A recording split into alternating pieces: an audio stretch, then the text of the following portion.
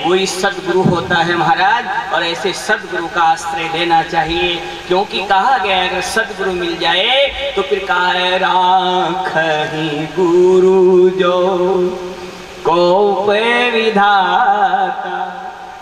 अगर ठाकुर जी का भी कोप हो जाए और गुरु की कृपा बनी रहे तो निश्चित समझना वो सांवरिया भी आपका बाल बाका नहीं कर सकेगा जी। अगर ठाकुर जी की कृपा बरसती रहे ना और गुरु की कृपा नहीं हो महाराज तो ठाकुर जी भी कुछ करने वाले नहीं हैं जी। इसलिए कहा है कि सदगुरु होना चाहिए और सदगुरु की कृपा से आपको मोक्ष की प्राप्ति संभव है। आप विचार कीजिए, धर्म अर्थ काम और मोक्ष 4 पुरुषार्थ हैं और सबसे अंतिम पुरुषार्थ मोक्ष है और मोक्ष की प्राप्ति गुरु से संभव है। इसलिए कहा सदगुरु होना चाहिए और गुरु चरणों में ध्यान होना चाहिए और गुरु मंत्र का जाप होना चाहिए तो निश्चित रूप से आपका उद्धार हो जाएगा जी। बोले सदगुरु भगवान की जय। यहाँ पर चर्चा चल रही थी महाराज कि आप बता रहे हैं कि विभिन्न प्रकार के दान धर्म की चर्चा चली है महाराज, तो फिर हम सबको दान की जो परंपरा है उसके बारे में बताइए। कहते हैं अगर खेती से कोई धन दौलत प्राप्त हो तो खेती से प्राप्त होने वाले धन में से 10% धन दान कर देना चाहिए। आपको बिना अंदाजे के अनायास ही कहीं से धन मिल गया, जिसको संभावना नहीं थी, लॉटरी खुल गया, किसी ने दे दिया, ससुरा जी 100 को नोट देता है 500 को दे दिया तो 250 रुपया सीधा सीधा दान का है महाराज। उम्मीद है ना 500 की, जब तो कोई दिक्कत को ना, अरे 100 की बात है 500 आ गया, इसका मतलब है आधा दान कर। अनायास मिलने वाले धन में से 50% दान कर देना चाहिए महाराज। कहते हैं असत कर्म से अगर खराब कर्म से पैसा आया है तो पूरा का पूरा ही दान कर दो। गलती से पैसा आ जाता है कभी खराब काम से, अगर खराब काम से पैसा आ गया तो एक दाना भी घर में मत रखो। क्यों? पहले देहरी बनाते थे और देहरी का मतलब यही था रुक, कहाँ से आया है, बाहर से है, क्या लेके आया है, रुक, फिर घुसना अंदर, क्या तेरे पास है। वो सोचता था देहरी पे, रुकता था हर आदमी देहरी पे। अब देहरियाँ खत्म हो गई ना, इसलिए हाँ सारा सामान आने जाने वाले बिना रुके प्रवेश हो रहे हैं। पहले देहरी पर रुक जाते थे और उससे क्या होता था कि जो भी गलत तरीके के काम धंधे थे, सामान वस्तुएं थी, वो घर के अंदर नहीं जाती थी। इसलिए कहा है महाराज कि प्रत्येक प्राणी को अपने द्वारा प्राप्त धन में से 3 हिस्से करने चाहिए शिव पुराण के हिसाब से। भागवत जी 5 हिस्से करवाती है, शिव पुराण 3 हिस्से करवाती है कि पहला हिस्सा 100 रुपये में से 33 रुपये दान के हैं, एक हिस्सा दान का है। दूसरा हिस्सा व्यापार का है, 100 में से 33 रुपये व्यापार में लगाओ, जो भी काम आप करते हो, खेती दुकान जो भी करते हो, और 33% जो है वो आपके भोग में उपयोग में ले हो आप। ये नहीं कि पूरा करता है जिन्हें खा बम पूरा कर दिया, नहीं। 33 रुपया केवल खाने पीने के खाते में 100 रुपये में से उतना ही खाओ, उपयोग उसी हिसाब से बनाओ। खाने पीने में क्या है, अगर रसगुल्ला काशी तो पूरी तनख्वाही 2 दिन में पूरी जाओ, लापसी का लो, क्यों पीसा 33 से ना, तो उसी हिसाब से रहो, उस हिसाब से चलो। आप खाने का पैसा खाने में उतना ही खर्च हो, ज्यादा खर्च हो जाएंगे तो असंतुलन हो जाएगा। ऐसे व्यापार में इतना ही लगाओ जितना उसके खाते में, और बाकी 33% दान धर्म के लिए है। इसलिए कहा है कि विभिन्न प्रकार का दान होना चाहिए। दान की विशेषता बताइए, ऋतु के अनुसार दान हो। ऋतु कैसे? आज सेव को टेम से केला लेट जाओ लगे, अंगूर को तो अंगूर था बढ़िया बढ़िया, और 20 में केला, क्यों? कहा ऋतु के अनुसार दान होना चाहिए। अभी आप जो सर्दी के महीने लोग जा पतलो सो को सूती कपड़ों जा के कुर्तो बड़ा ले महाराज, अरे तो बाहर तो सर्दी है, बाहर तो सर्दी को बढ़िया स्वेटर दियो ना, पंडित जी ने कहीं दिक्कत है इसमें बात शिव पुराण में लिखा है, आपको बता रहा हूँ इस चीज के लिए। कहा ऋतु के अनुसार दान होना चाहिए, अन्न जल जहाँ कमी हो वहाँ देना चाहिए, और जिसके पास जिस चीज की आवश्यकता हो महाराज उसका विशेष रूप से दान करना चाहिए जी। फिर कहा है महाराज कि अगर आप किसी को देते हो बिना मांगे, अगर बिना मांगे देते हो तो आपको कई गुना फल मिलेगा, और मांगने पर दोगे ने तो आपका 100 रुपया 50 रुपये में बदल जाओगा। ध्यान रखो कि किसको कब देना है। बिना मांगे ही दे रहे जिन देना हो जिन्हें तो 100 का कई गुना हो जाएगा, और मांगने पर दोगे तो फिर 50 रह जाएगा, और मांगने पर भी नहीं देता है तो फिर उसको तो कहा गया है महाराज कि वो नरकों का, कहते हैं नरकों का वो आश्रय लेता है। कहा गया है कि आपके पास जितनी सामर्थ्य हो, जितनी सामर्थ्य हो देने का मतलब कि आपके घर में नहीं आप दे रहे हो, इसके लिए भी मना किया है शास्त्र ने। अपनी क्षमता से अधिक दान भी नहीं करना चाहिए। राजा बलि को कहा था उसमें भगवान ने, वामन ने, कि तुमने अपनी क्षमता से अधिक दान किया है, इतना भी प्रदर्शन नहीं करना चाहिए कि घर में कहीं नहीं, और दूसरा सेठ जी के देखे देखे वो भी 4,000 रुपये, तो फिर भगवान उन्हें प्रसन्न कि साहब मैं तो खूब नगर लुटाए हो, लेकिन हमारा तो बिल्कुल काम ही उल्टो हो गया। को मतलब है कि तूने शास्त्र के अनुसार काम नहीं किया। भगवान ने नहीं कहा कि तू 16 आना ही लुटा दे, उसने कहा ठाकुर जी ने कि अगर आप जो है ने आपके पास कोई भी किसी भी निमित्त मांगने आ जाए तो जितना हो उसको देना चाहिए, खाली हाथ नहीं लौटाना चाहिए। मध्य 5,000 रुपये 100 रुपये दे हुआ ये गुरु मांगे सोच न ले तो की मर्जी की बात है, लेकिन उसको जो भी है उसको देना चाहिए। कहते हैं महाराज कभी भी भूल करके दूसरों के दोष नहीं कहे महाराज। कहा है ब्रह्म यज्ञ भगवान की देव पूजा में, अग्नि पूजा में ब्राह्मण की तृप्ति से स्वर्ग की प्राप्ति हो जाती है।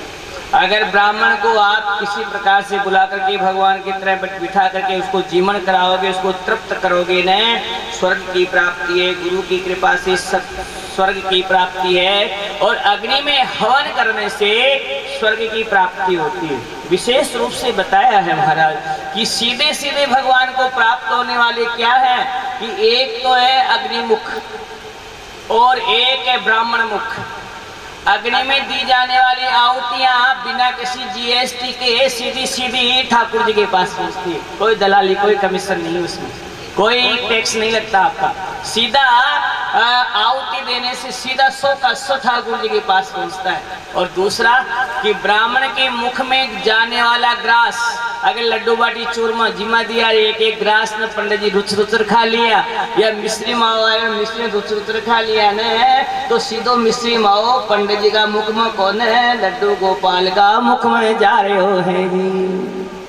इसलिए कहा है इन दोनों में से भी ज्यादा उत्तम कौन है, तो कहा अग्नि भी नहीं कर सकते तो ब्राह्मण मुख जो है वो अग्नि मुख से भी श्रेष्ठ बताया गया है महाराज। इसलिए कभी भी कोई भी काम होते हैं ना तो पहले यही बात होती, ब्राह्मण जिमाओ साहब, आज हमारे 100 ब्राह्मण जी महाराज, बड़े बड़े सेठ साहूकार लोग बड़े बड़े स्थानों पर ब्राह्मण भोज किया करते थे। आप मानो या न मानो, घरों में गाँव में खेतों के खलियान उठने पर हर गाँव हर घर में ब्राह्मणों को बुला करके भोजन कराया जाता था।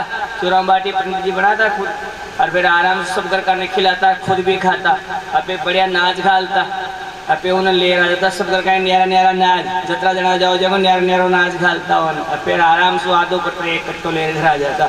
अब पंडित जी बनाओ गुन जजमान जी माओ गुन कि पंडित जी बनाओ कह दे तो पंडित जी कितने बैठता मार तो पराठा ही बना दे, तो पराठा ही खा लीजिए, ये स्थिति हो गई अब। तो इसलिए कहते हैं दोनों तरफ से मामला गरजूर हो गया जी। इसलिए कहा है कि जीवन खत्म करने में इसमें ब्राह्मणों का भी योगदान है। यजमान क्या करे, अब वो देखिए माल जिमाए बनाए भी शरीर पे, आजकल की बहुएं तो आप जानते हो खुद का ही न बनाओ जो दूसरों को करे बना सकता। इसलिए कहा है कि प्रत्येक प्राणी को इन 5 कर्मों से भगवान की प्राप्ति करनी चाहिए। फिर कहा है शिव पुराण में कि देश और काल के लिए बताया महाराज कि किस जगह पर क्या किया जाए और किस समय किया जाए, इसके बारे में भी बताया। तिलो में दाने तिलानन्ने च भूजिए इत्थम यजे विबुधाना आरोग्यादि फलम लभे। कहते हैं स्थान में वही बात, घर में 1 गुना, वही चीज मंदिर में 100 गुना, गौशाला में 1000 गुना, जलाशय के किनारे 1,00,000 गुना, और नदी का संगम हो तो कोटि गुना, नदी और तीर्थ हो तो अनंत गुना, समुद्र हो पर्वत हो तो अलग अलग जगह के हिसाब से अलग अलग धन की उसकी पुण्य की प्राप्ति होती है महाराज। फिर कहा है कि बेल तुलसी अश्वत्थ अगर आप दान करते हो जप करते हो, अगर बेल पत्र के पेड़ के नीचे बैठ करके जप करोगे तो 20 गुना ज्यादा होगा फल। अगर वही जप आप तुलसी के पास बैठ के करोगे तो 10 गुना ज्यादा होगा। वही जप आप पीपल के नीचे बैठ के करोगे तो 10 गुना ज्यादा होगा। इसलिए कहा है महाराज कि आप इन सब चीजों को समय समय के अनुसार गुणा करते रहें और इन सब कामों को करें महाराज। कहते हैं सतयुग में 100 और त्रेता में 75 और द्वापर में 50 और कलयुग में 25% फल की प्राप्ति होती है। क्यों? सतयुग में प्राणी इतने शुद्ध और सिद्ध होते थे कि जितना देते थे वो धन भी शुद्ध होता था, उनका मन भी शुद्ध होता था, तो फिर दान जो दिया जाता था वो 100 का 100 मिल जाता था। फिर ये क्या कैरेक्ट बदल गया, जो त्रेता युग आया ना तो फिर दोनों लोगों के भाव में चेंजिंग हुआ, तो फिर वो चित्र प्रतिष्ठित होने लगा पुण्य। फिर कलयुग में इसमें द्वापर में 50 रह गया और अभी आप कलयुग में 100 देते हो तो 25 का ही पुण्य मिलता है। कारण है कि सब काट पीट करके सारा चालना लगाया पाछे है ठाकुर जी कहने ठाकुर 25% ही पूछे थे कि वो सबने झाड़ दे जे, एक तरफ काट दे जे, कहीं वो फलाना ठकर ले आया, एक महीने मन देवा में कोने ये इस प्रकार से आया, ऐसा भाव इस प्रकार से 100 दे करके 25% की पुण्य की जो प्राप्ति है वो आपके अकाउंट में कलयुग में जुड़ती है महाराज। क्योंकि इस समय का प्राप्त जो धन है न वो किसी न किसी रूप में पूर्ण रूप से शुद्ध और सात्विक नहीं हो सकता। कारण है आप हवन करेंगे तो घी शुद्ध नहीं है, आप आहुति देंगे तो उसकी जो सामग्री है वो शुद्ध नहीं है, आप बैठते हैं तो ब्राह्मणों के मंत्र शुद्ध नहीं है, आप बैठते आपकी स्वयं का अंतःकरण शुद्ध नहीं है। इसलिए सारे को मिलाकर के 100% पुण्य की प्राप्ति फल जो सतयुग में मिलता था वो कलयुग में केवल 25% ही मिलता है जी।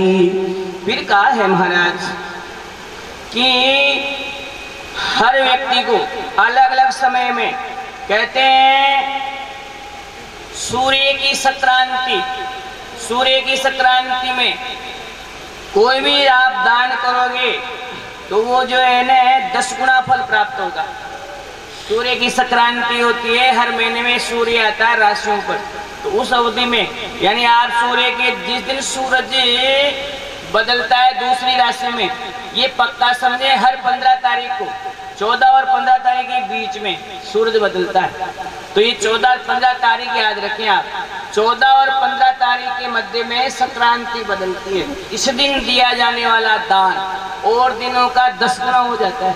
14 जनवरी में 10 गुना ज्यादा फल देला, 10 रुपया 100 रुपया में बदल जाओ जो, फिर कहीं दिक्कत है 100 रुपया दे पाऊँ, पर उल्टा सोचे थे लोग कहते आ तो 10 को 100 को तो ध्यान दे भैया 100 का 10 का 100 है तो 100 देंगे और जा रहे जावे वो कहीं से आ तो 10 ही 100 में बदल रहा जाए 10 ही काम चला लियो।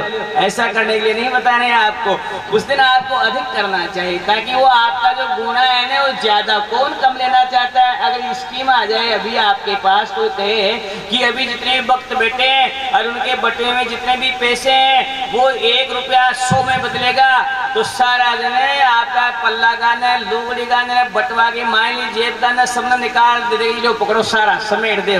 वो नोटबंदी है देखो निकला ही पीछा सारा वही प्रकार से सारा पैसा निकाल दे। कारण क्या है कि वो कई गुना हो रहा है ना, इसमें हम समझते हैं, लेकिन जो मूल भाव समझने का है कि सूर्य की संक्रांति जिस दिन बदलती है उस दिन जो है दिया गया धन जो है वो 10 गुना हो जाता है।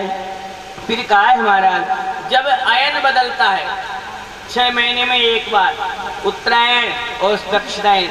जब अयन बदलता है तो फिर उस दिया जाने वाला जो दान है महाराज, वो इससे भी ज्यादा 10 गुना हो जाता है, इससे ज्यादा 10 गुना होता है। और चंद्र ग्रहण के दिन दिए जाने वाला दान अयन के दिए जाने वाले दान से ज्यादा 10 गुना फल देता है। और फिर कहा है महाराज कि अगर आपके कोई किसी व्रत का उद्यापन कर रहे हो और व्रत का उद्यापन करते हो, उस दिन अगर आप दान दोगे तो वो कई गुना में बदल जाता है, इससे भी चंद्र ग्रहण से ज्यादा बदल जाता है। अगर बच्चे का जन्मदिन है और आप गौशाला में जा करके और गाय के लिए धन देते हो या किसी गरीब गुरुओं के लिए धन देते हो जन्म दिवस पर, एक केक काटवा की बजाय एक केक का पीसा के मायने बढ़िया गुड़दार गाय ने खिलाओ ना, उन्हें काट के बच्चों को जैसा सिखाओगे वैसे बच्चे राजी हो जाते हैं। इसलिए कहते हैं ये सब काटना पीटना बंद करो, हमारी संस्कृति केक काटने की नहीं है, दीप बुझाने की नहीं है। हमारी संस्कृति दिए जलाने की है। कितने दिए जलते हैं? 18 लाख दिए जले हैं दीपावली पर अयोध्या में।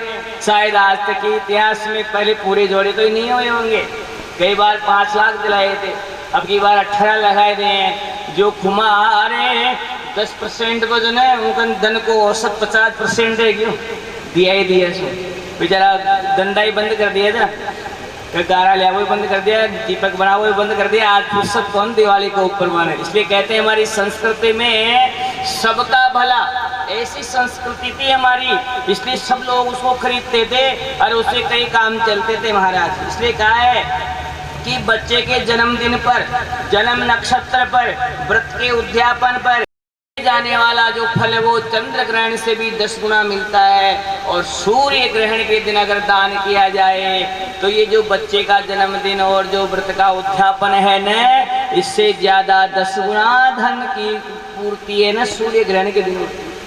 सूर्य ग्रहण सबसे ज्यादा भारी हो गया दान के मामले में। अभी सूर्य ग्रहण गया था, लेकिन दान देखो तो दूर, लोग 4 घंटा बना पानी भोजन करना रह सके क्या है फलाना, कोई बात नहीं, जो जैसा है वो तो फिर यहाँ से जाने के बाद हिसाब लगेगा ना, जब पता चलेगा कि 5000 दान करेगा, फिर 2 घंटा 2.5 घंटा सूर्योदय में 1 किलो खाएगी और 2 रोटी खाएगी तो काटो ही मत हिसाब में। अच्छा मैं खाते हो 2 घंटा मरे थोड़ी जो, लेकिन खाया तो वो कट जाएगा, फिर होश नहीं आएगा। इसलिए कहते हैं जो शास्त्र में लिखा है ना, वही बात हमें बिना किसी तर्क वितर्क के मान लेनी चाहिए। कारण है इसको लिखने वाले ऋषि मुनि हैं जो अपने आप में भगवान के साक्षात नारायण के अवतार हैं। और कहा है कि जो वेद वाणी है न, वो किसी व्यक्ति विशेष की नहीं है, भगवान श्री हरि ने स्वयं अपने श्वासों से वेदों को प्रकट किया है। कहा है ऋषियों मंत्र दृष्टार है, ऋषियों ने मंत्रों को देखा है, लिखा नहीं है। ये वेद जो है ये अपौरुष ही है, कोई लेखक नहीं है वेदों का।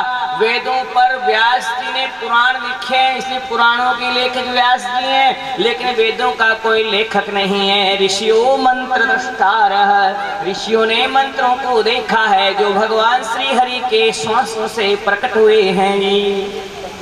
इसलिए कहा है महाराज कि समय का बताया आपको, कौन से समय कितना गुना फल होता है, स्थान के बारे में बताया आपको, भाई देश कौन सा है और काल कौन सा है। अब आती है बात पात्र की, कि पात्र कौन है और किस पात्र को दिया जाए, जिसको देने से जितना फल मिलता है, ये भी समझने की बात है। तो कहा है महाराज जो प्राणी पाप से बचा हुआ है ऐसे प्राणी को दान देना चाहिए। जो अपने वृत्ति से जीवन यापन करता है उसको दान देना चाहिए। जो रोज गायत्री का जप करता है उसी ब्राह्मण को दान देना चाहिए। कहते हैं प्रत्येक वेदज्ञ ब्राह्मण को दान देने से, सामान्य ब्राह्मण को दान देने से जितना फल होता है उतना वेद शास्त्र के ज्ञाता ब्राह्मण को देने से 100 गुना बढ़ जाता है। आप 10 ब्राह्मण सामान्य जिमाओ, 1 ब्राह्मण वेदज्ञ जिमा दो, आप बराबर है। आप 10 रुपए 100 रुपए किसी सामान्य ब्राह्मण को देते हो आप, वो काम 10 रुपये वेदक के ब्राह्मण को देने से हो जाता है। मतलब वही है कि उसको कम देकर वो कम नहीं किया जाए, उसको बढ़ाया जाए। इसलिए कहा गया है, फिर कहा है महाराज कि विष्णु के जो भक्त हैं, पात्र व्यक्ति को दान देने से विष्णु लोग वैकुंठ में जाते हैं, और शिव जी के जो भक्त हैं वो दान करने से शिवलोक में जाते हैं। और कहा है महाराज जो राम के भक्त हैं वो दान देने से साकेत लोग जाते हैं, और जो भगवान कृष्ण के भक्त हैं वो दान करने से गोलोक हो जाते हैं जी। ब्रह्मा के जो भक्त हैं वो ब्रह्मलोक को जाते हैं।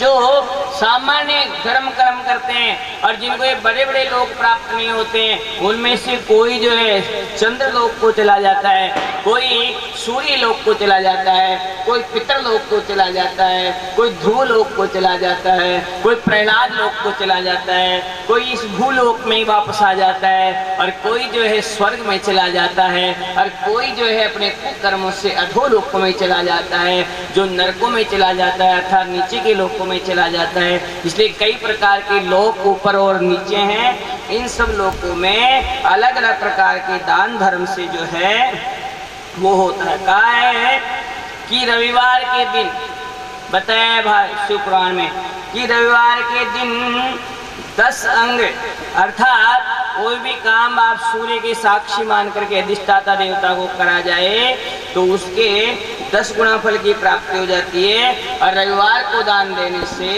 सब वारों में उत्तम दिवस है रविवार, और उस दिन दान दिया जाने से सम्मान की प्राप्ति होती है। कहा है कि प्राप्ति पुण्य की प्राप्ति कैसे कैसे होती है? पुण्य की प्राप्ति के लिए पाद प्रक्षालन से, चरणों को धोने से पुण्य मिलता है। बड़े अतिथियों का धो, ब्राह्मणों का, संतों का धो, ये पुण्य की प्राप्ति हो जाती है। पाद प्रक्षालन से और वस्त्र दान देने से पुण्य की प्राप्ति होती है। गंध कहते हैं चंदन इत्र इत्यादि के देने से भी पुण्य की प्राप्ति होती है। घी के दान से भी पुण्य की प्राप्ति होती है। षडरस भोजन, षडरस भोजन होता है जिसमें सभी प्रकार का स्वाद आ जाए, ले ये खाने के काम में आए, पीने के काम में आए, चूसने के काम में आए। भोजन सब प्रकार के फल फूल सब आ जाते हैं, चूसने वाला फल, पीने वाला फल, खाने वाला फल, घी, दूध, दही, चाट, भोजन, लापसी, हलवा, ये षडरस जो होते हैं, ऐसा भोजन कराने से उससे भी पुण्य की प्राप्ति होती है। पान का बिड़ला चबाने से भी पुण्य की प्राप्ति होती है, और दक्षिणा देने से भी पुण्य की प्राप्ति होती है, और किसी को नमस्कार करने से भी पुण्य की प्राप्ति होती है। और किसी आदमी के आने पर मेहमान आया और मेहमान को ते मायने नहीं बैठे, अगर मेहमान चले गया तो बढ़िया नहीं, पाप छोड़ जाएगा वो आपके यहाँ। तो क्या करना चाहिए? अष्टपद 8 कदम मेहमान के साथ चलना चाहिए, अर्थात मेहमान को पहुंचाने के लिए घर से बाहर निकलना चाहिए। दरवाजे तक बाहर निकलो, 8 पद घर से बाहर और आगे चलो। आप कम से कम 8 कदम जो है आप घर से आगे चले महाराज, ये भी पुण्य का काम है। फिर कहा है महाराज कि अन्नदान ये सबसे बढ़िया तरीका है। अन्न के लिए कहा है कि जो प्राणी आपका अन्न खाता है और आपके अन्न खाने के बाद जो भी कर्म करता है उसका आधा पुण्य आपके खाते में जुड़ जाता है जी। इसलिए अन्न का दान लोग करते आए और करते रहते हैं महाराज। फिर कहा है महाराज कि एक ब्राह्मण से 10 वर्ष और 10 वर्ष से 100 ब्राह्मणों के और 100 से 1000 और 1000 से 1 लाख तक जो है सभी वारों के पुण्यानुसार प्राप्त होते हैं। कहते हैं एक एक वार के हिसाब से, समय और तीर्थ के हिसाब से जो दान पुण्य करते हो वो समय और वार के हिसाब से भी बदलते जाते हैं। इसलिए कहा है महाराज स्त्रियां जो है उनके लिए कहा है कि स्त्रियां जो है ना भगवती साक्षात लक्ष्मी होती है, साक्षात सरस्वती होती है और साक्षात पार्वती होती है महाराज। इसलिए लक्ष्मियों के लिए जितना आप अधिक कर सकते हैं उनको सरस्वती, लक्ष्मी और क्या नाम से ब्रह्माणी कहते हैं, सरस्वती, लक्ष्मी और पार्वती समझ करके, और उनको भी अगर आप किसी प्रकार का दान धर्म दोगे, उनके लिए भी कोई चीज सामान लाओगे तो उसका भी पुण्य प्राप्त होता है जी। इसलिए कहा है महाराज लक्ष्मी ने औरता के लिए सामान खरीदवा का, मैंने भी शिव पुराण बता रही है पुण्य की प्राप्ति है। क्यों? लक्ष्मी, सरस्वती और पार्वती मान करके। अब लक्ष्मी, सरस्वती, पार्वती जो खाओ पियो ना जो मांग दो, क्यों? लक्ष्मी, सरस्वती, पार्वती फेरे जो मांग दो। अब सरस्वती, लक्ष्मी, पार्वती पे ये आजकल का कपड़ा तो फेरे कौन? अब तो मारा हुआ ले आओ तो फिर कोई कौन ले बैठे, और बढ़िया साड़ी मांगे, बढ़िया ड्रेस मांगे तो कोई दिक्कत कौन, लक्ष्मी जी फेरे थे। बढ़िया गहना गाठिया मांगे वहाँ का जाने का तो कोई दिक्कत कौन है। और ये आंकड़ा बांकड़ा चूड़ा फेरे जाए, टूटेड़ो फेरे मिली नई नई डिजाइन का फेरा एक देना। तो विचार करो आप, ये सब चीजें केवल आपके उस लोकेशन को बदलने के लिए, ये जो विभिन्न प्रकार के MBA इत्यादि करे डिग्रीधारक लोग हैं ने अपने सेठों को फायदा पहुंचाने के लिए आपकी चूड़ियों की डिजाइन बदल देते हैं। क्यों? दूसरे के देखेगी बड़खाड़ी चूड़ी, तुम्हारे बड़खाड़ी हवा पुराने कहेंगे ना बेच बजाओगे ना, जो आधो माल तो लेबा में खा जासी, दोबारा आधो माल बनावा में खा जासी, और फिर दोबारा आसी तो पहले तो 100% सोना हो जो, अब 80% आवा लायक जो फिर कहीं करला। यानी जहाँ जाओ वहाँ नुकसान ही नुकसान है। इसलिए थोड़ा सा चिंतन करें, आप विचार करें, देखा देखी नहीं करें। और देखा देखी करें न कोई नई चीज आवा डंकी ना आवा लड़े एक कहीं फेरी जी पेवा देखो दोबारा फेर ना हो अच्छे के नहीं बढ़िया डिजाइन से। बस आपने कहीं आदत है कि कोई गलत फेर रहा हो ना जी की बढ़ाई ठोका ना आप। ओहो देखो अच्छा वो की निंदा करो थोड़ी आगे पाचे जितने शत्रु बैठ जैसी भाई सही चीज को नहीं बात चीज 2 दिन बाजार में आसी, तीसरे दिन गायब है जैसी, लेकिन आप उसको बढ़ावा देते हैं। और यही कारण है कि वो हमारी संस्कृति में जहर घोलने का काम करती है। हमारी संस्कृति है, हमारा देश भारत है, इसमें गंगा और यमुना जैसी पवित्र नदियां बहती है। यहाँ पर इंग्लैंड की टेम्स नदी की गंदी धार बहाने की जरूरत नहीं है जी। हम विश्व गुरु रहे, हम जगत गुरु रहे, दुनिया हमारा अनुकरण करे जी। हम दूसरों का अनुकरण भला क्यों करें, दुनिया हमारा अनुकरण करे। इतनी अक्ल लगाओ, इतना काम करो कि दुनिया आपके हिसाब से चलने लग जाए, तब तो मजा है। और आप दुनिया की झूठ खा रहे हैं, उनका उच्छिष्ट खा रहे हैं, तो ये बढ़िया नहीं है। इसमें हमारा धर्म भी लज्जित होता है, हमारी संस्कृति भी लज्जित होती है, हमारा देश भी लज्जित होता है, हमारा कुल भी लज्जित होता है, हमारी आन बान शान सब उसमें न्यून हो जाती है। इसलिए कहा है स्व धर्मो निधनश्रेय, अपने धर्म से बढ़कर कुछ भी नहीं है। अगर अपने धर्म के लिए मर जाना भी पड़े तो उत्तम है, वो उससे भी ज्यादा बढ़िया, उसमें भी आपको सदगति मिलेगी। इसलिए कहा है धर्म के खातिर मर जाना भी उत्तम बताया गया है। धर्म छोड़ने की तो बात ही नहीं कर सकते। यहाँ पर चर्चा चल रही थी महाराज कि स्त्रियों के लिए भी सब प्रकार से दान धर्म करने में खुला होना चाहिए। दान देने में बताया है कि गाय का दान करना चाहिए, दान भूमि का करना चाहिए, दान तिल का करना चाहिए, दान जो है वस्त्र का करना चाहिए, दान सोने का करना चाहिए, दान गुड़ का करना चाहिए, दान नमक का करना चाहिए, दान जो है खोले का कद्दू का करना चाहिए, दान जो है न अनाज का करना चाहिए, और दान जो है न कन्या का करना चाहिए। महाराज कन्यादान भी करना चाहिए। खुद के कन्याओं तो ठीक है, बाकी दूसरों की कन्याओं का भी अगर आप कन्यादान करते हैं तो ये जो मुख्य दान है न 12 प्रकार के दान होते हैं, इन 12 दानों में ये सब आते हैं। इसलिए इन सब दानों को किसी न किसी रूप में कभी न कभी आपको जरूर करना चाहिए जी। काय कौन से दान से क्या होता है महाराज, तो यहाँ बता रहे हैं तिल होम दान से, मिश्रित भोजन कराने से आपको आरोग्य की प्राप्ति होगी महाराज। काय अगर आप धन धान्य यानी अनाज का दान करोगे तो आपकी विपत्तियों का नाश हो जाता है, पाप का नाश हो जाता है। गाय के द्रव्यों का, घी का, गौमूत्र का, गोबर का, गाय की दही छाछ दूध का और गाय से बनी हुई चीजों का गाय का दान करते हो तो बताए कि इससे आपके समग्र प्रकार के आध्यात्मिक, आधिदैविक, आदि भौतिक तीनों तापों का शमन हो जाता है जी। कहा है महाराज कि मानसिक पाप भी जो है न इस गोद्रव्यों के दान से खत्म हो जाते हैं। फिर कहा है भूमि के दान करने से, भूमि के दान करने से प्रतिष्ठा की प्राप्ति होती है महाराज। हजारी शास्त्री जी, सनातन जी शास्त्री जी हैं, आप यहीं विराजते हैं, पहले अपनी कथाओं में आए हुए हैं। आज यहाँ पर आपका मंगल प्रवेश हो रहा है। बोले शंकर भगवान की जय हो। एक छोटा सा भजन सुनाइए सर।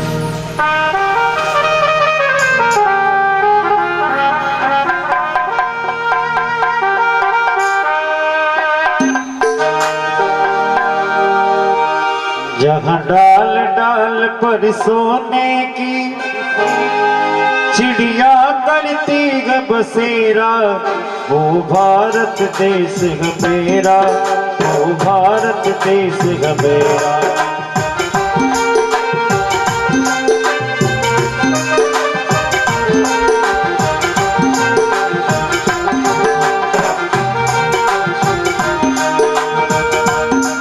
जहाँ डाल डाल पर सोने की चिड़िया करती है बसेरा, वो भारत देश है मेरा, वो भारत देश है मेरा।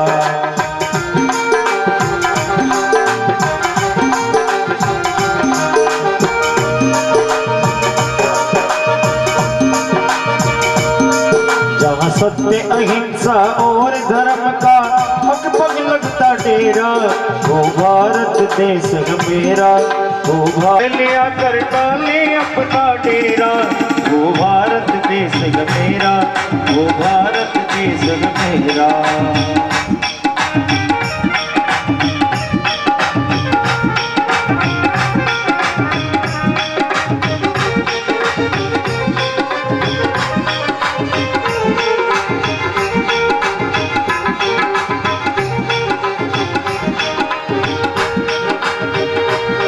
जहाँ गंगा यमुना, जहाँ गंगा यमुना कृष्ण और कावेरी बहती जाए, हरि ओम हरि ओम हरि ओम हरि ओम।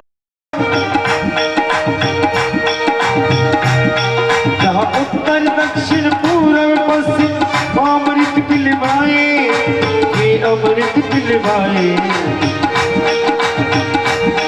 अरे कहीं ये फल और फूल उगाए, कहीं गंगे सर बिखेरा, वो भारत देश है मेरा, वो भारत देश है मेरा। यहाँ डाल डाल पर सोने की चिड़िया करती है बसेरा, वो भारत देश है मेरा, वो भारत देश है मेरा।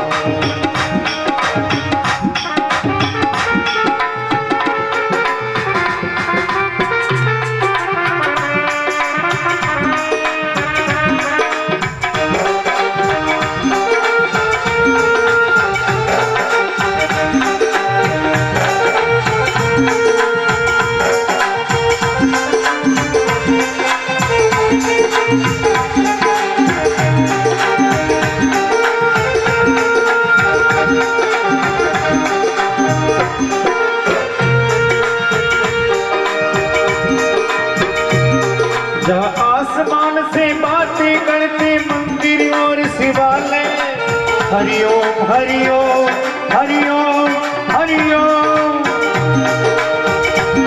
अरे किसी नगर में किसी द्वार पर कोई न ताला डाले, कोई न ताला डाले।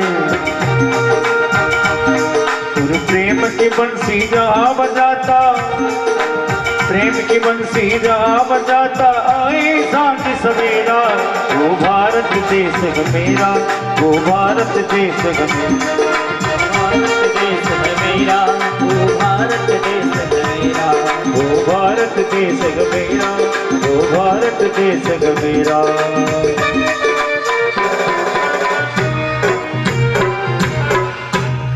दान की बात चल रही थी महाराज। कहते हैं तिल के दान देने से मृत्यु पर विजय प्राप्त हो जाती है, भूमि के दान देने से प्रतिष्ठा की प्राप्ति होती है महाराज। और कहा है कि सोने के दान देने से विभिन्न प्रकार का जो वायु विकार है या कोई बड़ी व्याधि है जो मंदाग्नि इत्यादि है उसका शमन हो जाता है। अगर एक घी का दान करोगे तो उससे आपको पुष्टि की प्राप्ति होगी महाराज। और अगर वस्त्रों का दान करोगे तो आपकी उम्र बढ़ेगी। इसलिए कहा है जो गुड़ का दान करता है उसको बढ़िया भोजन मिलता है महाराज। इसलिए कहा है जो खोले का कुष्मांड का दान करता है उसकी सभी प्रकार की समृद्धि हो जाती है। और जो कन्या का दान करता है उसको भोग ऐश्वर्य की प्राप्ति होता है महाराज। जो फलों का दान करता है उसका भी सभी प्रकार से कल्याण होता है। इसलिए 12 दान शिव पुराण में बताए हैं, इनके नाम बताए और किस दान के करने से क्या फल की प्राप्ति होती है ये भी आपको बताया जी। अब कह रहे हैं महाराज सूत जी कह रहे हैं ऋषौचुः प्रणवस्येच महात्म्ये षड्लिङ्गस्ते महामुनि शिवभक्तस्य पूजां चक्रमसो ब्रूहि न प्रभो। हे प्रभु आपने हमको दान इत्यादि की बताई, आपने देश का बताया, आपने काल का बताया, आपने पात्रता का बताया। अब हम ये चाह रहे हैं कि आप हमें जो है न भगवान शिव के पूजन की विधि बताइए। तब कह रहे हैं महाराज कि भगवान की पूजन की विधि राजोपचार विधि जिसमें 108 बार 108 द्रव्य होते हैं जो भगवान की बारी बारी से चढ़ाए जाते हैं और 64 वस्तुओं की सामग्री उससे भी शिवार्चन होता है और 16 वस्तुओं के द्वारा षोडशोपचार किया जाता है और 5 प्रकार की जो वस्तुएं होती हैं उनको पंचोपचार किया जाता है। और मेरे भोले बाबा जो है न वो केवल जलधारा से भी प्रसन्न हो जाते हैं जी। अलंकारो प्रिय कृष्ण जलधारा शिव प्रिय। भगवान कृष्ण को आप जितना फलों में फूलों में पंखड़ियों में पोशाक में बंसी से मुकुटों से कड़ों से कई प्रकार के आप उनको वस्त्र अलंकरणों से सजाओगे उतने ही भगवान कन्हैया प्रसन्न होते हैं। फूलों में सज रहे हैं मेरे बाकी बिहारी। और कहा है भोलेनाथ पर जितना जल चढ़ाओगे वो उतने ही प्रसन्न हो जाते हैं जी। और ब्राह्मणाना मोदक प्रिय, और ब्राह्मणों को आप जितने लड्डू जिमाओगे वो उतने ही प्रसन्न हो जाते हैं। शिव जी को जलधारा प्रिय है, ब्राह्मणों को मोदक प्रिय है, भगवान कृष्ण को पुष्पार्चन प्रिय है। इसलिए कहा है महाराज कि इससे शिव जी के पूजन की विधि में आप जिस घर से जिस प्रकार से आपका धन धान्य का सामर्थ्य है उसी प्रकार से आप भगवान शिव जी की पूजा अर्चना कर सकते हैं। शिव पुराण में ऐसा भी कहा है कि जिसके पास कोई धन नहीं हो, धनाभाव हो, तो मानसिक रूप से भी भगवान शिव की पूजा अर्चना करे तो उससे भी नैया पार हो जाती है। रत्नै कल्पित मासनम हिम जले स्नानम च दिव्यांबरम। रत्न कल्पित जो भी इच्छा है उसको धारणा कर लो आप, वही सब चीजें मन में सोचते जाओ और भगवान शिव जी की चढ़ाते जाओ आंखें बंद करते हुए। तो निश्चित मानिए जो फल आपको सीधा सीधा चढ़ाने से मिलने वाला था वही फल भगवान शिव जी की मानसिक पूजा से भी आपको प्राप्त हो जाता है। लेकिन किसके लिए?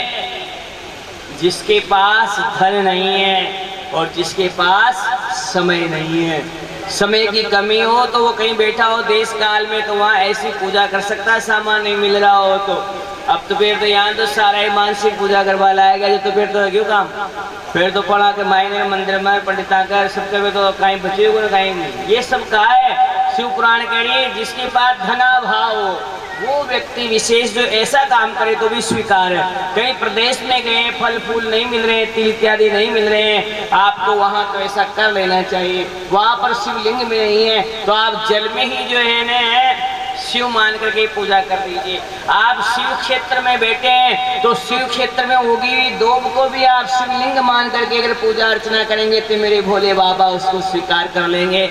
यहाँ तक कहा गया है कि आप अपने अंगूठे को भी इस प्रकार से लिंग बना करके अगर उस पर भी आप जल चढ़ा देंगे तो भी शिव जी की पूजा स्वीकार हो जाती है। लेकिन कब की बात है, जब ऐसा समय हो, ऐसी चीज नहीं मिल रही हो, आपके पास धन का अभाव हो, तब जाकर के आप इस प्रकार से कर सकते हैं। महाराज कहा है षोडशोपचार पूजा में आपको बताएं कि भगवान शिव जी की पूजा करें तो कहते हैं बढ़िया किसी सुंदर तालाब से चिकनी काली मिट्टी लेकर आए और चिकनी काली मिट्टी ला करके और वहाँ मंत्रों के साथ उसकी खुदाई करें और खुदाई करके घर ला करके उसमें तिल इत्यादि दही इत्यादि मिला करके उस मिट्टी से भगवान शिव जी का लिंग बनाएं। लिंग जो है ना वो कम से कम घर में पूजा जाने वाला मिट्टी का जो लिंग होता है वो 12 अंगुल तक होना चाहिए। मिट्टी का लिंग जो है ना वो बड़ा भी हो जाए तो चल जाता है, लेकिन मूर्ति का और धातु का लिंग जो है ना वो जितना छोटा होगा उतना ही गृहस्थी के घर में बढ़िया होता है। घर में लिंग छोटा होना चाहिए, जितना छोटा होता है उतना ही ज्यादा फलदाता होता है। और मंदिर में जो शिव जी का जो लिंग है वो बड़ा होना चाहिए ताकि दर्शनार्थी आए और आराम से उसकी सेवा शुश्रूषा कर सके महाराज। लेकिन कहा मिट्टी का जो लिंग आप बनाते हो वो कम से कम 12 अंगुल का होना चाहिए। मिट्टी खोद करके उसमें विभिन्न प्रकार के द्रव्य मिला करके तराग आदि से ला करके और बढ़िया सुंदर मिट्टी का शिवलिंग बनाया जाए। और आप पंचायत की पूजा करना चाहते हैं तो फिर गणेश और कार्तिक जी महाराज और बताया गया है महाराज अंबिका नंदीश्वर वीरभद्र होता है, कीर्तिमुख होता है, सर्प होता है, इन सब की बढ़िया सुंदर सुंदर प्रतिमाएं बना करके एक दिन आपके यहाँ पार्थिव पूजन की सुंदर झांकी होगी, इसमें आप सब देख सकेंगे। हमारे विद्वान साथी जो हैं उसका निर्माण करेंगे, बड़ी पूजा अर्चना आपसे करवाई जाएगी। कहते हैं ऐसा सुंदर है लिंग बनाने के बाद सभी लोग जो है परिवार के सदस्य बैठ करके और उस लिंग की जो है गंगा जल से विधिवत पूजन करें। पहले उसे लिंग को स्थान पर यथास्थान विराजित कर दें। कहते हैं शिवलिंग बीच में हो, उसकी जो जलधारी है जो वो सामने उत्तर की ओर जाए, जल बहने का हिस्सा है, उसके बाएं भाग में पार्वती जी हो और उनके पीछे में गणेश जी और इधर क्या नाम से कार्तिक जी। इन दोनों के स्थानों में कोई भी कहीं भी हो सकता है। कार्तिक जी इधर दाएं हाथ को भी हो सकते हैं और पीछे भी हो सकते हैं और गणेश जी दाएं बाएं हो। दोनों बेटों में कोई इतना अंतर नहीं है, कोई किसको कहीं भी आप लगा दो। बाकी गणपति जो होते हैं पार्वती जी के सामने होते हैं। कारण उसका यही रहता है कि पार्वती जी के द्वारा गणपति उत्पन्न किए गए हैं। तो बाएं भाग को पार्वती जी होते हैं, सामने की तरफ गणपति होते हैं, पीछे कार्तिक जी होते हैं, सामने शिव जी के नंदीश्वर होते हैं, जलहरी की तरफ बीच में शिवलिंग होता है। और ऐसे शिवलिंग की पूजा अर्चना करने से पूर्व सर्वप्रथम जो है मेरे भोले बाबा का ध्यान करना चाहिए। वंदे देव उमापतिम सुर गुरुम वंदे जगत कारणम वंदे पन्नगभूषणम मृगधरम वंदे पशूनां पतिम वंदे सूर्य शशांक वहिनी नयनम वंदे मुकुंद प्रियम वंदे भक्तजनाश्रयं च वरदम वंदे शिवम शंकर। बोली शंकर भगवान की। कहते हैं स्नान कराने के बाद उससे पूर्व भी है 4 बार जल छोड़ते हैं। स्नान से पूर्व क्या होता है? आवाहन। आवाहन का मतलब होता है बुलाना, निमंत्रण देना। आसन के लिए निमित्त भी जल छोड़ देते, जो कि आसन दे देते हैं। आसन देने के बाद और मूर्ति पधराने के बाद आह्वान की और आसन की जरूरत नहीं होती है। फिर शुरू होता है तीसरा काम, पाद्यम। सर्वप्रथम जल का पात्र दीजिए और शिव जी के चरणों में, अन्य देवताओं के चरणों में जल डालिए। ये उनका पाद्य हो गया। उसमें आप जल में गंगा जल हो, पुष्प हो, इत्र हो, अन्य चंदन इत्यादि सुगंधित तेल भी इसमें डाले जा सकते हैं। जल में सुगंधित जल हो सकता है और उसे भगवान शिव जी के चरणों में जल चढ़ाए। पाद्यम अर्घ्यम, फिर आप हाथ में जल का पात्र लेकर के जिस प्रकार हम सूरज को जल चढ़ाते हैं, ठीक वैसे ही भगवान भोलेनाथ के सम्मुख जो है उसको अर्घ्य देना चाहिए, अर्घ्य चढ़ाना चाहिए स्नान कराने से पहले। कहते हैं पाद्यम अर्घ्यम, फिर कहते हैं हाथ पर जल डालें, हाथ पर, फिर उनके मुख पर जल डालें, थोड़ा मुख पर, मुख प्रक्षालन हो जाएगा। अब फिर लास्ट में जो है उस जल के पात्र को लेकर के हर हर महादेव करते हुए या ओम बोल करके आप शिव जी के ऊपर जल चढ़ा सकते हैं। स्त्रियां हैं उनको ओम की बजाय नमः बोलना चाहिए, नमः शिवाय बोलना चाहिए, इस प्रकार से वो कर सकते हैं।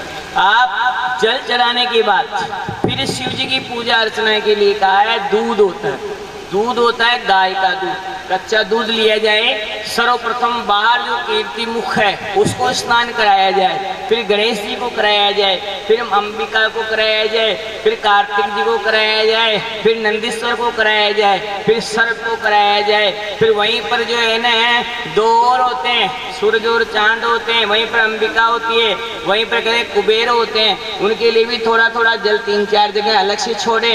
अब फिर बचा हुआ जल है मेरे भोले बाबा पर डाल दीजिए जी, बोले शंकर भगवान की। ऐसे ही जल की विधि, ऐसे दूध की विधि है। दूध से स्नान कराने के बाद फिर आप फिर से जल से स्नान करवाइए, और जल से स्नान कराने के बाद आप दही से स्नान करवाइए, उसी क्रम से सभी देव देवताओं के, लास्ट में शिव जी के, फिर जल चढ़ाइए आप।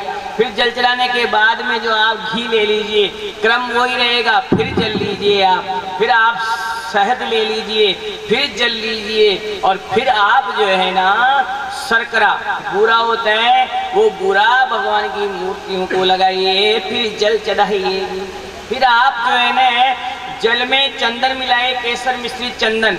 चंदन ये सामान्य रंग होता है, चंदन नहीं है, ये घी होता है। गाय के घी के अलावा पूजा में कोई भी चीज स्वीकार्य नहीं है, वो इसलिए पूर्ण फल की प्राप्ति नहीं होती। चीजें वस्तुएं शुद्ध नहीं है, वो पूर्ण 24 कैरेट नहीं है, इसलिए हमको पुण्य फल की प्राप्ति उतनी स्थिति में मिलती नहीं है। कारण यही है कि पहले हमारा तन ठीक नहीं है, फिर हमारा मन ठीक नहीं है, फिर हमारा प्राप्त जो धन है वो भी ठीक नहीं है। इसलिए हमें हमारी विभिन्न प्रकार की पूजा अर्चना करने के बाद भी हमें जो है पुण्य फलों की प्राप्ति मिलने में थोड़ी न्यूनता रह जाती है। सब चीज ठीक होगी तो फिर देखिए आप भगवान भोलेनाथ आपके सन्मुख प्रकट हो जाएंगे जी। इसलिए कहा है महाराज, फिर गंधोदक से स्नान कराने के बाद फिर इत्र मिला करके जल से स्नान करवाइए, ये उद्वर्तन स्नान हो जाता है। इस स्नान के बाद जो है आप विजया लीजिए, भगवान शिव जी की विजया समर्पित कर दीजिए। विजया से स्नान कराने का प्रावधान नहीं है, विजया समर्पण होती है, इसलिए आप विजया लीजिए उसमें नहाते समय।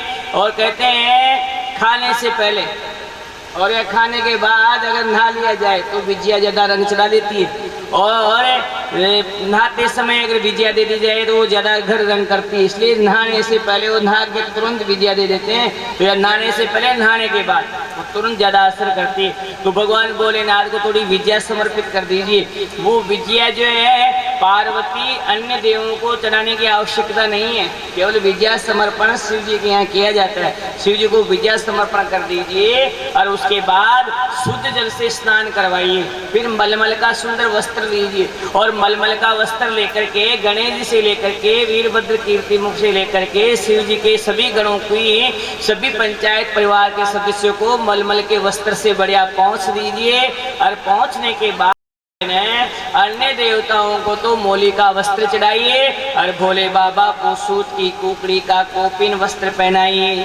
3 लपेटे उनकी जड़ में, जहाँ वो पुरुष और प्रकृति का संयोग होता है, जलहरी होती है, जलहरी के और शिव जी के संधि में वहाँ पर 3 आवरण होने चाहिए। उसकी सूत की कुकड़ी के, सूत की कुकड़ी नहीं हो तो रूई को लंबी करके, और 3 आवरण करके आप शिव जी की पूजा अर्चना के लिए वस्त्र अर्पित कर सकते हैं। फिर यज्ञोपवीत ले लीजिए, कीर्ति मुख के लिए, नंदीश्वर के लिए, गणपति के लिए और स्वामी कार्तिक जी के लिए। और कहते हैं पार्वती जी के लिए सुंदर सुंदर पोशाक आप जो लाए हैं वो सुंदर पोशाक पहना दीजिए, और जो अन्य आभूषण हैं वो सब लगा दीजिए। 16 श्रृंगार वाली जो चीजें हैं वो सभी पार्वती जी के कर दें आप। वस्त्र लगाने के बाद आप अन्य लोगों के जो कुमकुम लगाइए, जो बढ़िया रोड़ी होती है इसमें कुमकुम होता है उसको लगाइए आप। और फिर कहते हैं चंदन लगाइए भोले बाबा के, भोले बाबा के त्रिपुंड खींचते हैं, त्रिपुंड खींचने के साथ ही उसमें भस्म लगाइए। भस्म लगाते समय भस्म जो है हाथ से गिरनी नहीं चाहिए, उसको लेते समय इतना घोलें कि वो आराम से शिव जी तक पहुंच जाए, उसका गिरना निषेध माना गया है। इसलिए कहा है महाराज भस्म लगाइए, चंदन लगाइए और फिर कहा है अक्षत चढ़ाइए। सभी देवताओं के अक्षत चढ़ाने के बाद फिर एक एक कर सभी देवताओं के पुष्प चढ़ाइए। दूब जो है गणपति के और पार्वती जी के नहीं चढ़ती, गणपति की चढ़ जाती है, पार्वती जी के नहीं चढ़ती है। तो दूब जो है ना गणपति और नंदी को विशेष रूप से चढ़ानी चाहिए, और पार्वती जी के ध्रुवा मना है इसलिए पार्वती जी के दूब नहीं चढ़ाएं। बाकी समय पत्र सभी के चढ़ जाते हैं, खेजड़ी के पत्ते सबके चढ़ जाते हैं, बील पत्र है वो सबके चढ़ जाएंगे। आप जिसको भी चढ़ाना चाहोगे, जो देवता आपके पास उपलब्ध द्रव्य है उसके हिसाब से बील पत्र चढ़ाइए आप। अबीर गुलाल बील पत्र के बाद चढ़ाई जाती है। आपको कोई भी मंत्र याद नहीं तो ओम नमः शिवाय बोल दीजिए, वो भी नहीं बोल सकते हो तो आप एक एक वस्तु लेकर के वस्त्रम समर्पयामि, गंधम समर्पयामि, अक्षतम समर्पयामि। अक्षतम में क्या होता है? अक्षतान होता है। अक्षतम तो एक हो गया, अब एक थोड़ी चढ़ाते हैं अपन, अक्षत ज्यादा चढ़ाते हैं इसलिए अक्षतान समर्पयामि। पुष्पम समर्पयामि की बजाय पुष्पाणि समर्पयामि, वो भी ज्यादा होते हैं। एक हो तो पुष्पम समर्पयामि हो जाएगा और ज्यादा होंगे तो पुष्पाणि समर्पयामि हो जाएगा। इसलिए गंध अक्षर पुष्प चढ़ाने के बाद आप इत्र लगाइए, इत्र लगा देंगे और माता जी की सिंदूर लगा दीजिए। फिर कहते हैं प्रसाद, सुंदर सा प्रसाद लीजिए आप, जिसमें भगवान शिव को गो द्रव्यों से बना हुआ कोई भी मिष्ठान हो सकता है। कोशिश करें गाय के घी से आप अपने घर में पहले से ही बढ़िया सुंदर सुंदर लड्डू बना लें, छोटे छोटे लड्डू बना लें और उन लड्डुओं को रोज ले जाएं आप। बाजार से मिठाई लाने की बजाय आप बढ़िया सुंदर सा माखन का लोना निकाल लें, उसमें मिश्री मिला दें, वो भी चल जाएगा। इसके अलावा मिश्री मावा है, आप गाय के दूध को 5 किलो लेकर के और उसको थोड़ा बना लें और थोड़ा थोड़ा 2-3-4 दिन तक आप घर वाले भी खा सकते हैं, उनको भी खिला सकते हैं। इसके अलावा मिश्री है, काजू बादाम किशमिश है, ये स्थायी सामग्री, स्थायी भोजन है ठाकुर जी का। तो आप इन सामग्रियों को ठाकुर जी के सम्मुख निवेदित कर सकते हैं। मिश्री इत्यादि को खिला करके निवेदन कर करके 4 बार ग्रास मुद्रा दिखाएं कि अपानाय स्वाहा, उदानाय स्वाहा, प्राणाय स्वाहा। इस प्रकार से ग्रास मुद्रा दोनों उंगलियों को लेते हुए और 4 बार ऐसे उनको खिलाएं।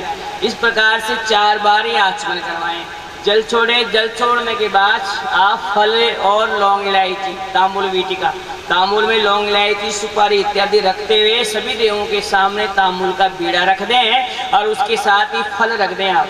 फल चढ़ाने के बाद भगवान शिव जी जो हैं उनके सम्मुख खड़े होकर के सुंदर आरती सजाएं आप। आरती में गाय के घी से भरी हुई बत्ती हो और उसमें आरती में रख दी जाए। आरती की संख्या कम से कम 3 या 5 होनी चाहिए, या फिर आरती में जितने खाने हैं उतने खानों में बत्ती होनी चाहिए। कर्पूर की उसमें गिनती नहीं होती है, कई लोग कर्पूर की गिनती कर लेते हैं। कर्पूर जो है ना वो भगवान शिव जी को प्रसन्न करने के लिए सर्वप्रथम को नमस्कार करके चढ़ाया जाता है। क्यों?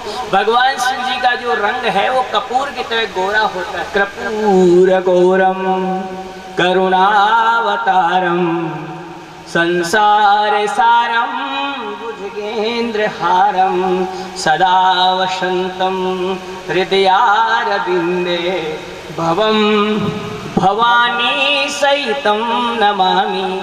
यहाँ पर कई लोग भवम भवामी बोलते हैं, भवम भवामी नहीं है, भवम भवानी। भव कहते हैं शिव जी को और भवानी कहते हैं पार्वती जी को। ये आरती से पहले बोला जाता है, आरती इससे नहीं होती। क्यों? ये भगवान को नमस्कार करने का मंत्र है। आप आरती करने से पहले भगवान को प्रणाम कर रहे हैं, इसलिए इसमें प्रणाम करने का मंत्र है। और प्रणाम करते समय आरती उतारें, ये बढ़िया नहीं होता, बाकी हो जाए शुद्ध भाव से जो भी चलता है, पर ध्यान की जरूरत है, आवश्यकता समझने की है अपने को। तो कहते हैं ध्यान यानी प्रणाम किया जाए फिर आरती उतारें। आरती उतारने के लिए कहा गया है कि आरती 14 बार उतारी जाती है। 14 आवर्तियाँ होती है। यमुन सागर का है जरे ले, ये आरती ऐसे नहीं होती।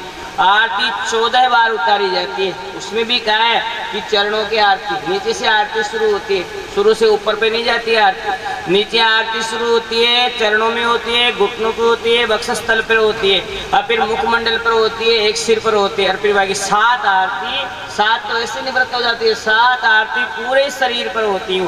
लास्ट में बड़े फेरे चलते हैं, शुरू में नीचे 2-2 बार, फिर 2-2 बार, फिर 2-2 बार, ऐसे करते करते मस्तक चले जाओ आप, और फिर लास्ट में 7 आवर्तें। इस प्रकार से 14 हो गई और ठाकुर जी की आरती पूरी हो गई। आरती क्यों उतारते हैं? आरती इसलिए उतारते हैं कि आपने शिव जी की इतनी सुंदर पूजा करी है, इतना सलोना श्रृंगार किया है कि ऐसे शिव और पार्वती को देखते ही बनता है कहीं आपकी नजर जो है हमारे शिव जी को नजर नहीं लगा दे, और आने वाले जो भक्त हैं वो शिव जी के इस रूप मनोहर को देख करके और उनको नजर नहीं लग जाए, इसलिए नजर उतारने के लिए आरती उतारी जाती है। ये कोई सिस्टम नहीं है, ये कब है आरती का सिस्टम? छोटे मोटे कार्यक्रमों में आरती नहीं करते, क्यों? अपने नजर जैसा काम ही नहीं किया, फिर आरती क्यों उतारे? तिलक काट दिया, चावल लगा दिया, वो करना खाएंगे नजर लगा लिए त्राग में।